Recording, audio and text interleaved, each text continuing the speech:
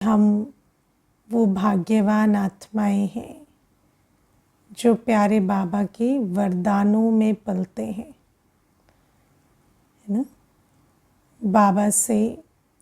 बाबा हमें 3 चीज़ें कहते हैं कि बाबा की दृष्टि, बाबा के बोल और बाबा से संबंध संपर्क, तीनों के आधार से ऐसा लगता है जैसे हमारी झोली में वरदान के रूप में सर्व प्राप्तियां बाबा भरते जा रहे हैं।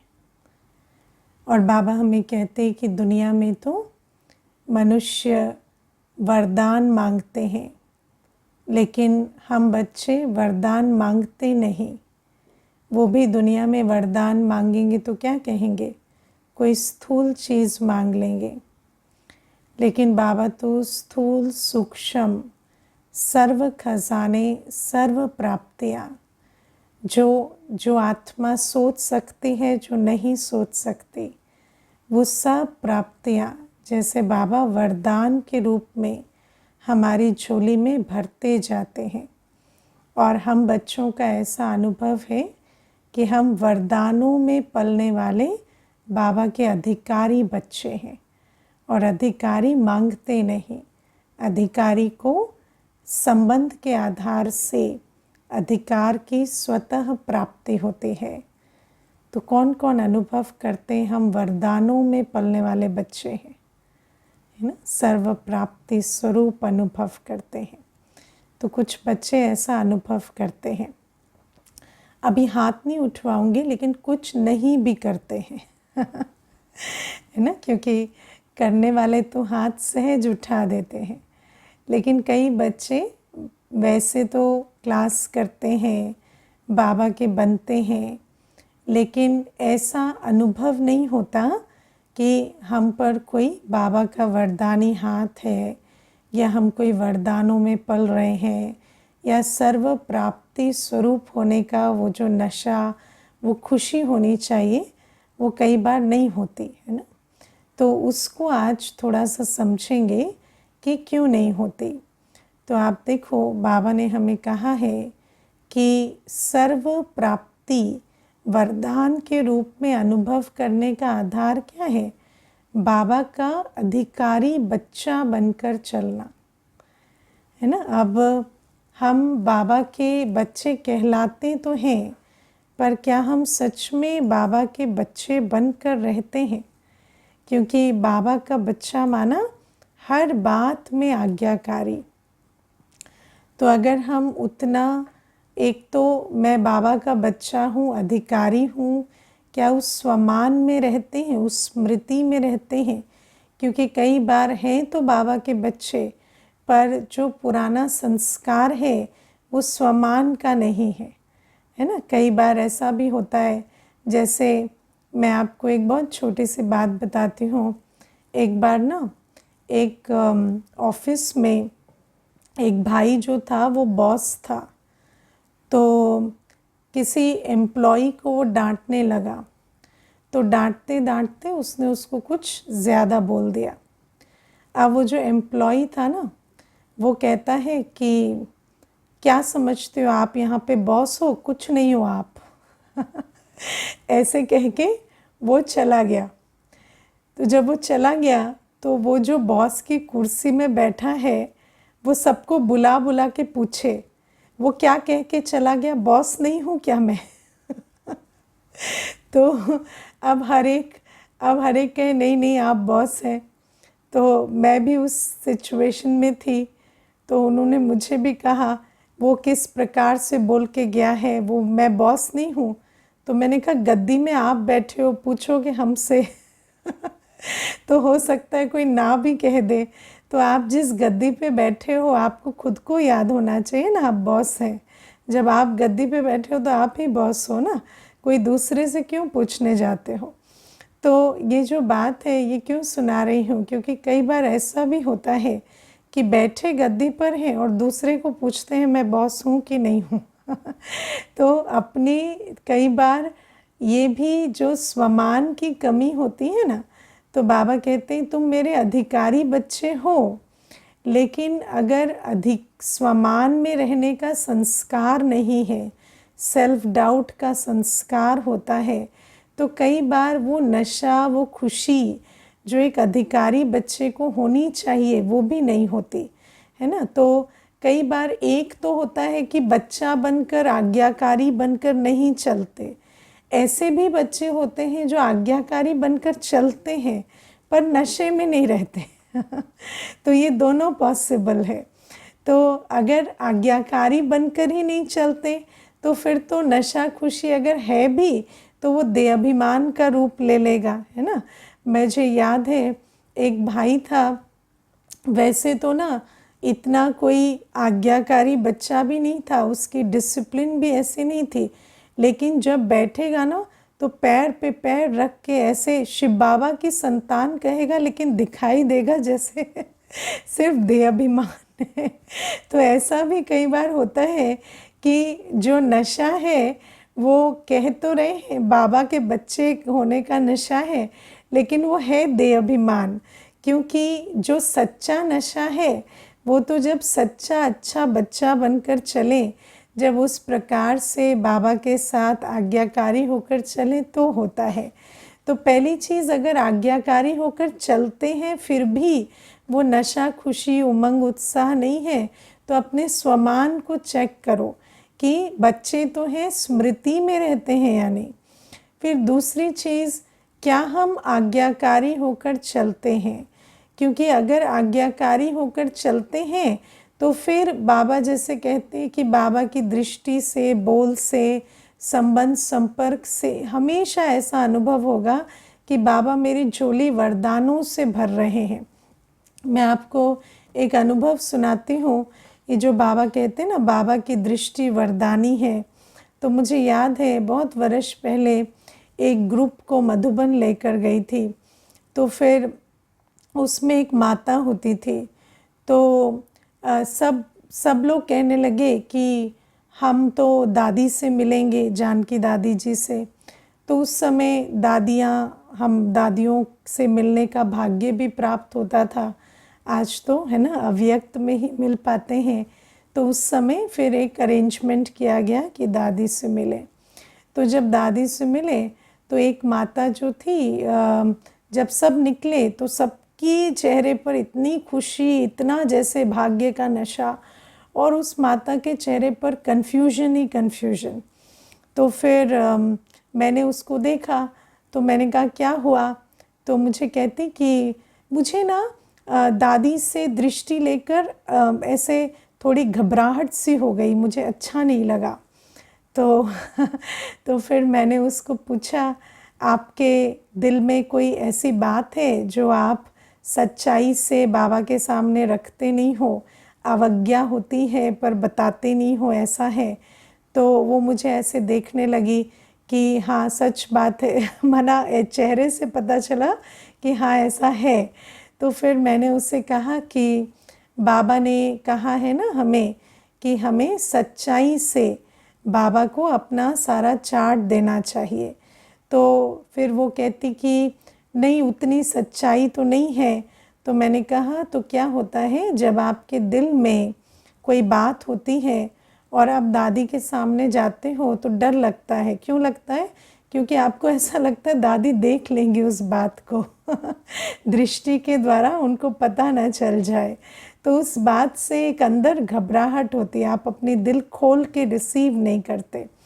तो फिर मुझे कहती तो फिर मैं अभी क्या करूं? तो मैंने उसको कहा कि आप सब कुछ, अपनी जितनी भी अवज्ञाएं हुई उसको आप लिख कर बाबा को दे दो। तो बाबा कमरे में देने आई। तो जब देने आई उसने अपना सारा चिट्ठा दिया, तो मैंने उसको बिठाया और उस माता को कहा, आपको ये नियम मालूम है कि जब हम बाबा को कुछ दे देते हैं तो हम वापस नहीं मांगते, है ना। बाबा को कुछ भी दे दिया तो उसको वापस नहीं ले सकते। तो मुझे कहती कि नहीं, मैंने तो कभी कुछ मांगा नहीं है बाबा से वापस।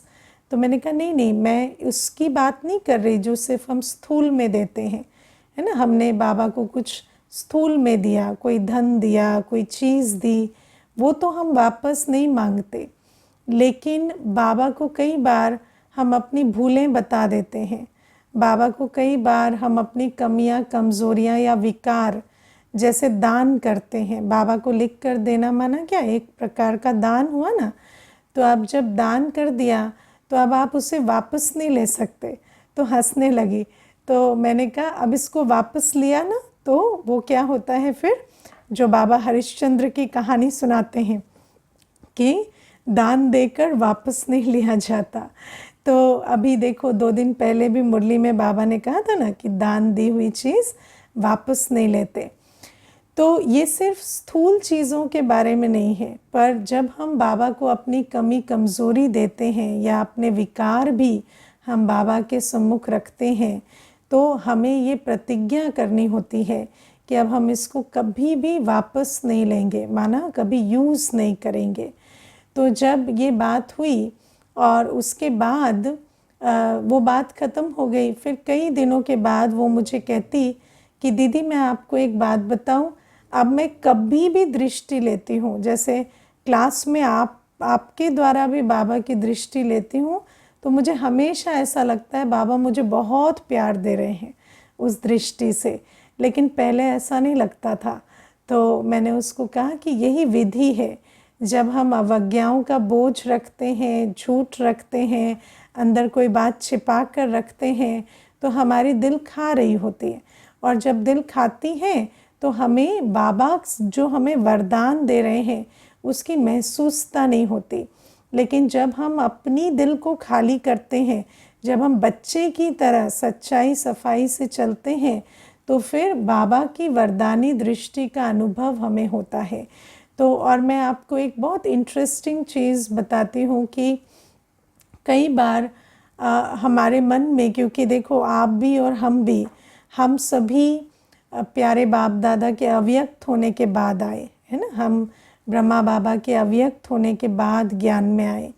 तो हमें कई बार ऐसे मुझे बहुत महसूसता होती थी कि मैंने साकार बाबा से दृष्टि नहीं ली, है ना, या साकार बाबा की दृष्टि तो हमें नहीं मिली। लेकिन ये बहुत वंडरफुल चीज़ है कि बाबा हमें अपने चित्र के द्वारा भी दृष्टि देते हैं, है ना। अगर आप एक बाबा चित्र के सम्मुख भी बैठे हैं, है ना, बाबा के कमरे में यूजुअली, या इवन आप इंटरनेट पर भी अगर बाबा का कोई चित्र है जिसको आपने अपना स्क्रीन सेवर बनाया हुआ है, या मोबाइल कवर, मोबाइल का स्क्रीन सेवर बनाया है, या लैपटॉप का स्क्रीन सेवर बनाया है, तो जब आप उस चित्र के साथ भी जब आप बाबा के नैनों में देखेंगे और दृष्टि लेंगे, तो आपको ऐसा अनुभव होगा जैसे बाबा आपको देख रहे हैं, और बाबा आपको बहुत प्यार और वरदान उस दृष्टि के द्वारा, उस चित्र के द्वारा भी देते हैं। ये बहुत इंटरेस्टिंग चीज़ है कि हालांकि दुनिया वाले तो समझते हैं ये तो चित्र है, लेकिन मैंने बहुत अनुभव किया कि जब भी आप बाबा के चित्र के सम्मुख भी बैठते हैं, तो बाबा आपको चैतन्य साकारी बाबा की दृष्टि का अनुभव बाबा चित्र के द्वारा कराते हैं। और बाबा हमें कहते हैं कि हर बच्चा जो बाबा का बच्चा है, उसके पास बाबा की दृष्टि लेने की कितनी विधि है। बाबा के चित्र के सामने बैठो, या सूक्ष्म में बाबा के पास अव्यक्त वतन में जाकर बैठो, है ना। अव्यक्त वतन में भी जाकर फरिश्ता बाबा के सामने बैठते हैं, दृष्टि लेते हैं, तो दृष्टि लेते लेते नज़र से निहाल हो जाते हैं। ऐसा लगता है कि सारे खजाने हमें वरदान के रूप में मिल गए। दुनिया में तो लोग कहते हैं सुख दो, शांति दो, शक्ति दो, है ना, लेकिन बाबा तो हमें, चाहे वो गुण हो, शक्तियाँ हो, अनुभव के खजाने हो, सब कुछ वरदान के रूप में हमारी झोली में भरते चले जाते हैं। तो बाबा कहते हैं बच्चे, मेरे बच्चे इतने तकदीरवान हैं कि बाबा की दृष्टि से वरदानों का अधिकार लेते हैं, फिर बाबा के बोल से। और आप सोचो, हम वो बच्चे हैं जिनको बाबा रोज़ बात करते हैं, है ना, जिनसे बाबा रोज़ बात करते हैं। कैसे? मुरली के द्वारा, है ना। और मुरली में बाबा का एक एक बोल हमें जैसे वरदान के रूप में स्नेह, शक्ति, और दुनिया में आज हर कोई 3 चीज़ों के पीछे भागता है, एप्रिसिएशन, अप्रूवल और एक्सेप्टेंस, है ना। एक्सेप्टेंस, एप्रिसिएशन और अप्रूवल, है ना। तो ये 3 चीज़ मनुष्य ह्यूमन इंटरेक्शन में ढूंढता है। हर व्यक्ति से हम आज क्या चाहते हैं? एक्सेप्टेंस, एप्रिसिएशन और अप्रूवल। लेकिन कोई भी मनुष्य जिसको पता चल जाता है ना आपको ये चाहिए, वो आपको ये कभी नहीं देता।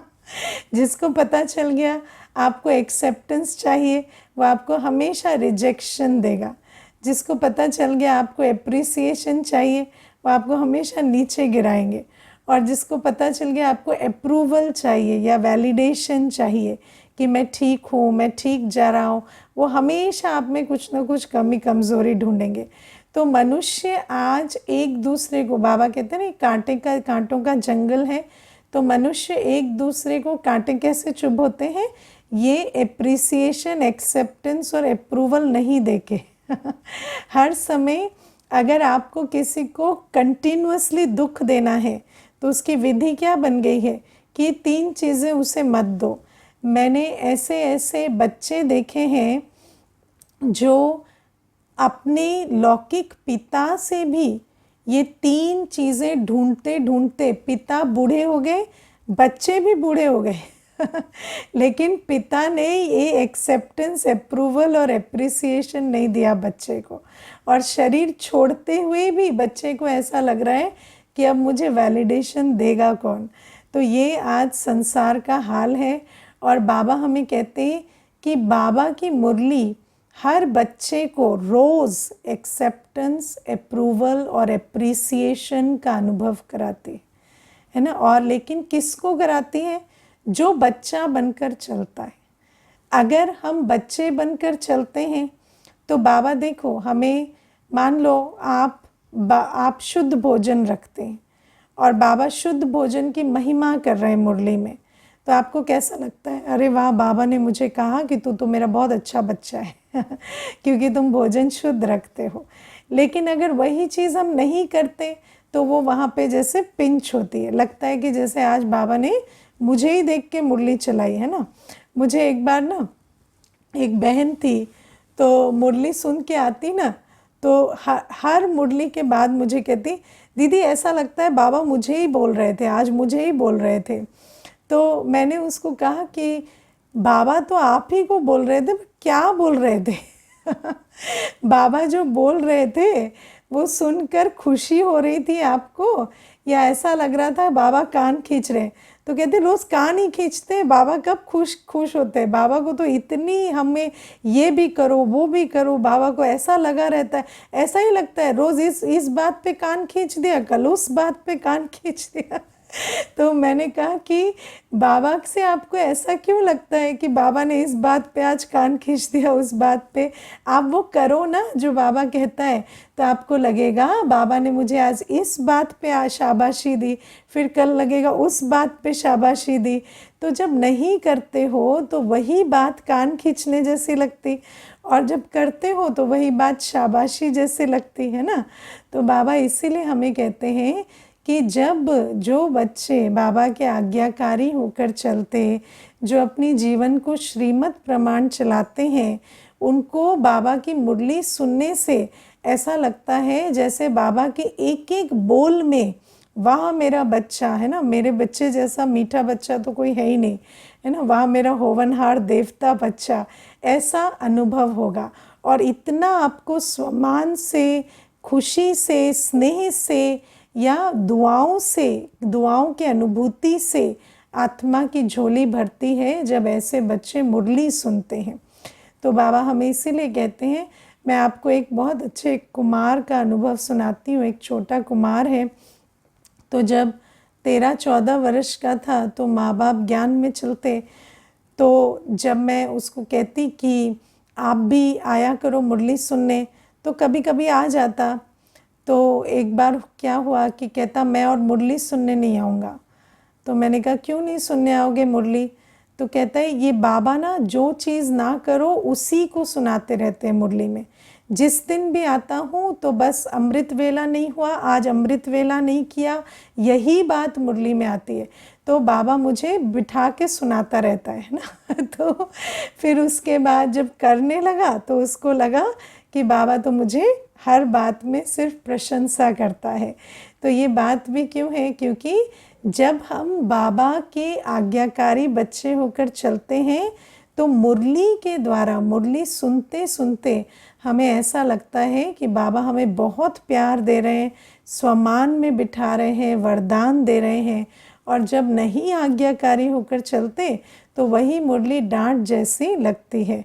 और कई तो क्या करते हैं फिर धीरे धीरे, है ना, सिर्फ वरदान स्लोगन सुन के बैठ जाते हैं, क्योंकि पूरी मुरली सुनने में दिल खाती है। तो दिल खाती है तो करो ना, दिल खाती है तो मुरली बंद कर दोगे तो कैसे चलेगा? तो ये है ना।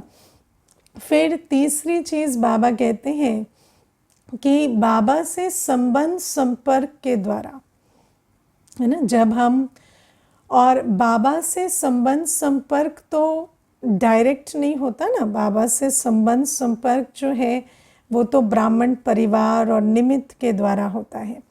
तो जब हम ऐसे संबंध संपर्क में आते हैं तो भी हमें लगता है कि हमें बहुत प्यार और दुआएं और खुशी का खजाना मिल रहा है, स्नेह मिल रहा है ना। तो ये क्यों होता है? क्योंकि जब हम अपनी जिम्मेवारी निभाते हैं, जब हमें बाबा से प्यार है, हम स्नेही सहयोगी होकर चलते हैं, तो हमें ऐसे कॉन्फिडेंस रहता है कि मेरा ब्राह्मण परिवार भी मुझे बहुत प्यार करता। लेकिन अगर हम अपनी जिम्मेवारी नहीं निभाते, हम सहयोगी होकर नहीं चलते, तो अंदर दिल खाती है। फिर ऐसा लगता है कि उसने मुझे इग्नोर कर दिया, वो मुझे पसंद नहीं कर रहा, वो मुझसे बात नहीं कर रहा, उसने मुझे टाइम नहीं दिया। लेकिन ऐसा क्यों लगता है? क्योंकि ये जो अपने अंदर, क्योंकि बाबा का बच्चा माना, बाबा कहते हैं बाबा का बच्चा बना तो बाबा को बच्चा बनाया भी। जब बाबा का बच्चा बनना माना बाबा को बच्चा बनाना भी। अगर दोनों ने ही इकट्ठे करके चलते तो क्या होता है, ऐसे दिल खाती है कि शायद बाबा मुझे उतना प्यार नहीं करते, और संबंध संपर्क में आते वो स्नेह का, वो सम्मान का, वो एक्सेप्टेंस का अनुभव नहीं होता। मैं आपको बहुत छोटी सी एक इसमें अनुभव की बात बताती हूँ। कोई एक सेंटर से ना एक ग्रुप आए थे एक बार मिलने। कई आते हैं ग्रुप करके सेंटर पे मिलने। तो एक सेंटर से एक ग्रुप 5-6 भाई बहनों का आया था। तो उसमें से एक भाई था, वो भाई बहुत खुशी में बैठा था। तो मैंने उसको पूछा कि आप ज्ञान में चले और आपको क्या अनुभव हुआ? तो कहते मुझे तो ऐसा लगता था जैसे मैं ही मैं हूँ। मुझे ऐसा लगता था कि दीदी मुझे ही देख के मुरली सुनाती है। मुझे ऐसा लगता कि दीदी मुझे ही सबसे आगे बिठाती है। मुझे ऐसा लगता था दीदी जैसे मेरे को ही ध्यान देती है, और मुझे एक एक मुझे टोली खिलाती है। टोली तो उसने ऐसे कही जैसे कोई रतन मिल गए हो। है ना, जैसे मुझे हर बात में दीदी पूछती है, करती है। तो फिर वो जो सारे जो बाकी थे ना, वो कहते दीदी ये बस इनको लगता है, ऐसा है नहीं। दीदी सबको ऐसा ही करती है, लेकिन इनको ऐसा लगता है कि बस यही ये है, और ये अपने आप ही मुंह से कहते रहते हैं कि मेरे जितना प्यार तो बाबा और निमित्त बहन किसी को करते ही नहीं। तो ये जो बात है ये मैं आपको क्यों सुना रही हूँ? क्योंकि अगर देखा जाए तो स्थूल रूप से सबको सेम पालना मिल रही है, लेकिन उसको क्यों ऐसा नशा चढ़ता है संबंध संपर्क में कि मुझे ही टोली मिल रही, मेरी टोली स्पेशल है। उसको लगता सबको सेम टोली मिली, लेकिन उसको लगता मेरी टोली स्पेशल। उसको लगता मुझे जहाँ दीदी ने बिठाया वो विशेष स्थान है। मुझे एक बहुत अच्छी बात उसने कही। कहते एक बार प्रोग्राम हुआ तो सारा हॉल फुल हो गया, तो दीदी ने मुझे कहा कि भाई आप सबको बिठाओ, है ना, और मुझे ही वो ड्यूटी दी, बाकी किसी को भी नहीं दी। अब आप सोचो, जब वो ड्यूटी दी तो वो तो सामने बैठे थे, फिर उनको सीट भी नहीं मिली होगी उसके बाद, लेकिन उनको ऐसा लगा कि ये ड्यूटी बहुत बड़ा भाग्य है और शायद दीदी मुझे ही पसंद करती इसीलिए भेजा। तो ये क्यों? क्योंकि जब आत्मा के अंदर स्नेह होता है ना, तो बाबा हमें कई बार ये बात सुनाते हैं मुरली में कि मिठुरा घुरत घुराए, सुना है आपने? मिठुरा घुरत घुराए, ये मुरली में आता है। उसका अर्थ होता है कि जब आपके दिल में प्यार होता है तो आपको प्यार का अनुभव होता है। ये बहुत इंटरेस्टिंग नियम है स्पिरिचुअलिटी का। तो बाबा हमें कहते हैं जिस बच्चे के दिल में बाबा के लिए बहुत प्यार होता है ना, उसको बाबा से प्यार का अनुभव, चाहे निमित्त के द्वारा चाहे परिवार के द्वारा, बहुत प्यार का अनुभव उस बच्चे को होता है। क्योंकि आपके अंदर का प्यार बाहर के प्यार का अनुभव खींचता है। ऐसा नहीं है कि कोई बाहर से आपको एक्स्ट्रा प्यार मिलता है, लेकिन वो जो प्यार का अनुभव है वो अंदर के प्यार के आधार से आपको बाहर के प्यार का अनुभव होता है। और ऐसा लगता है जैसे मेरे जैसा भाग्य तो किसी का है ही नहीं, मेरे जैसा बाबा, मेरे जैसा परिवार किसी को मिला ही नहीं। तो बाबा ये भी बात हमें कहते हैं कि ऐसे बच्चे जो बच्चा बनकर चलते हैं। अब बच्चे के बारे में बाबा ने हमें क्या कहा है? जो बाप का धंधा सो बच्चे का धंधा, जो बाप की जिम्मेवारी सो बच्चे की जिम्मेवारी। दुनिया में लोग कहते थे ना पहले, आजकल तो माँ बाप कहते हैं हमें बच्चे का सपना पूरा करना है, लेकिन नियम ऐसा नहीं था। नियम था बच्चे मिलके माँ बाप का सपना पूरा करते थे। तो बाबा हमें कहते हैं कि उल्टी रीत आज चल पड़ी है ना, कि बच्चा किसी लायक हो या ना हो, वो सपना देखता है कि मुझे बड़ा बिजनेस करना है, तो माँ बाप पैसा डुबो के भी उसका बिजनेस करवाते हैं। क्यों? क्योंकि आज ये रीत चल पड़ी है कि बच्चे का सपना माँ बाप पूरा करते हैं। लेकिन रीत ये नहीं थी, रीत तो ये थी कि माता पिता का सपना बच्चे पूरा करते हैं। तो बाबा हमें ये कहते हैं कि जो संकल्प माता पिता रखते हैं उनको पूरा करने की जिम्मेवारी बच्चे की होती है। तो हम बच्चे भी, जो बाबा का संकल्प है कि ये दुनिया स्वर्ग बने और मेरा हर बच्चा देवता बने, उस संकल्प को पूरा करने के लिए हम बच्चे बंधायमान हैं। और जब हम तन मन धन से सर्वस्व स्वाहा जाते हैं, जब हम बच्चा बनकर, सहयोगी बनकर, जिम्मेवार बनकर बाबा के कार्य का बीड़ा उठाते हैं, तो हमें सदा ऐसा अनुभव होता है संबंध संपर्क में कि बाबा हमें बहुत वाह वाह के गीत गाते हैं और वरदानों से झोली भरते हैं। और आप सोचो, जब बाबा कहते हैं वरदान, तो वरदान तो फिर क्या कहते हैं ना, ब्राह्मण की झोली में कोई अप्राप्त शक्ति नहीं होती। तो ब्राह्मण जीवन में ऐसी कोई चीज़ नहीं होगी जो दुनिया वाले ढूंढते हैं और आपके पास होगी नहीं। चाहे कोई ज्ञान की बात हो, गुण की हो, शक्ति की हो, कोई अनुभव की हो, रूहानी नशे की हो, हर चीज़ बाबा हमारी झोली में जैसे भरपूर कर देते हैं। तो ये पहली चीज़। फिर बाबा आज हमें कहते हैं कि जब मेरे बच्चे पत्थर बुद्धि बन जाते हैं तो बाप को ही गाली देने लग पड़ते हैं, है ना। और बाबा क्या कहते हैं कि सर्वव्यापी कहना गाली देना है। मुझे ना एक बार एक भाई ने कहा, मुझे आज तक समझ में नहीं आया कि बाबा सर्वव्यापी शब्द से इतने नाराज़ क्यों होते हैं। मुझे वो भाई कहता है कि सर्वव्यापी में इतनी बुराई क्या है जो बाबा हर बार कहते हैं मुझे गाली दे दी, मुझे ऐसा किया। सर्वव्यापी इतना बुरा शब्द भी नहीं है। तो मैंने उनको कहा, अभी पत्थर बुद्धि इतनी क्लीन नहीं हुई है आपकी कि आपको समझ आए सर्वव्यापी गाली है। तो आप सोचो कि सर्वव्यापी माना आज इस दुनिया का क्या हाल है। ये दुनिया पतित, मैली, गंदी दुनिया, और हम कहते हैं इसके कण कण में बाबा व्याप्त है ना। इस दुनिया की जितनी एक्सट्रीम गंदगी है उसमें बाबा व्याप्त थे। तो कितनी बड़ी ग्लानि की बात हम कहते हैं, लेकिन उसको कहते इतना रोमांटिकली और पोइटिकली है कि हमें लगता है शायद हम कोई महिमा कर रहे हैं।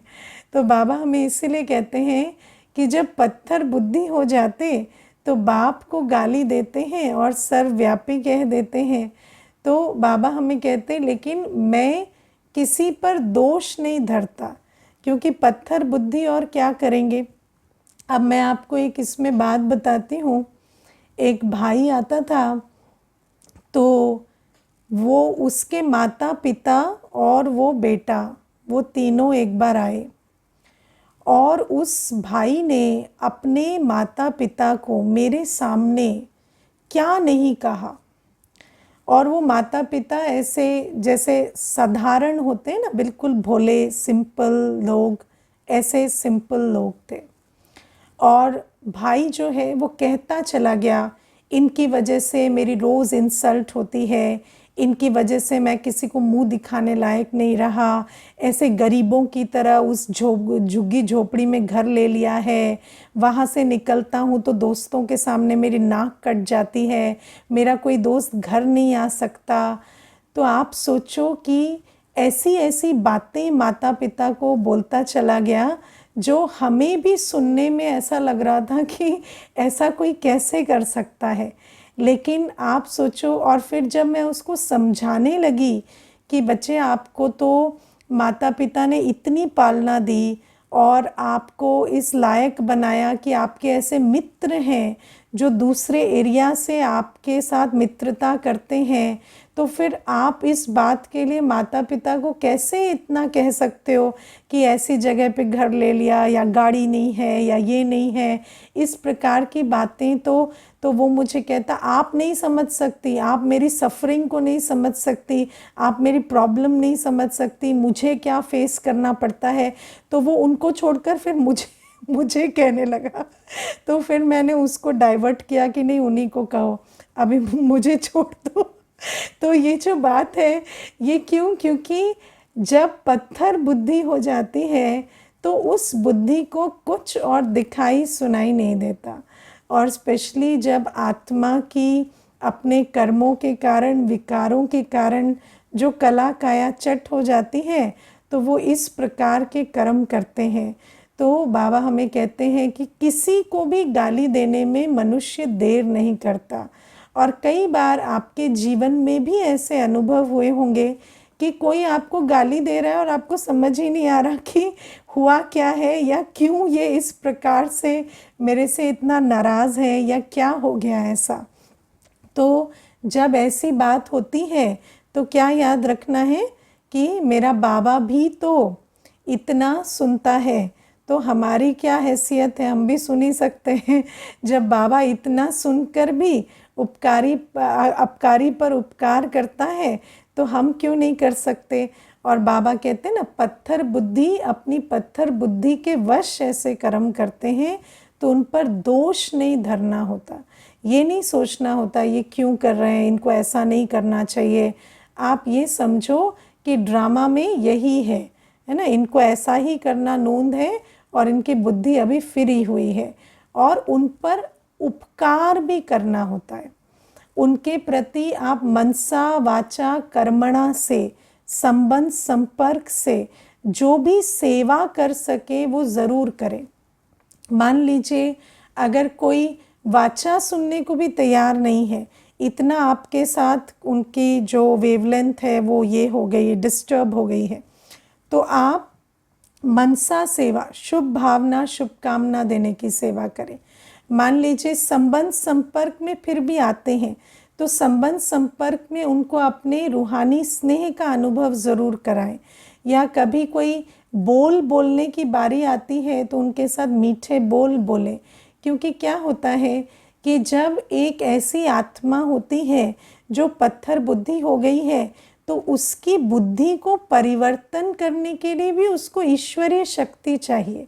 और बिना बुद्धि के परिवर्तन हुए तो वो परख भी नहीं पाएंगे ना कि हमसे क्या भूल हुई, या हम ऐसा ये जो कर्म कर रहे हैं या बोल रहे हैं ये भूल है।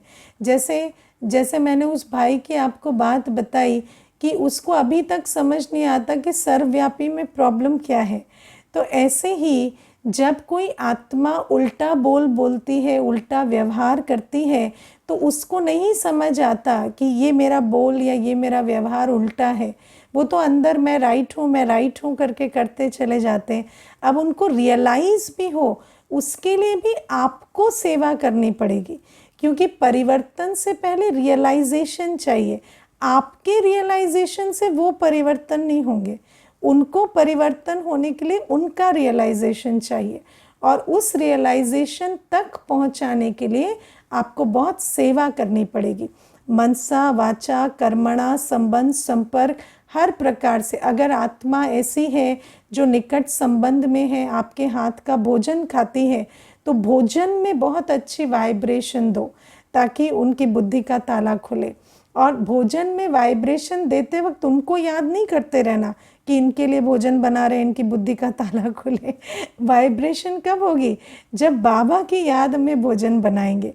तो बाबा कहते हैं कि अपने पोजीशन को समझकर, रोल को समझकर, इतना बड़ी दिल रखकर, क्षमा स्वरूप बनकर जब हम आत्मा पर उपकार करते हैं ना, तब उसका उद्धार हो पाता है। अच्छा, ओम शांति।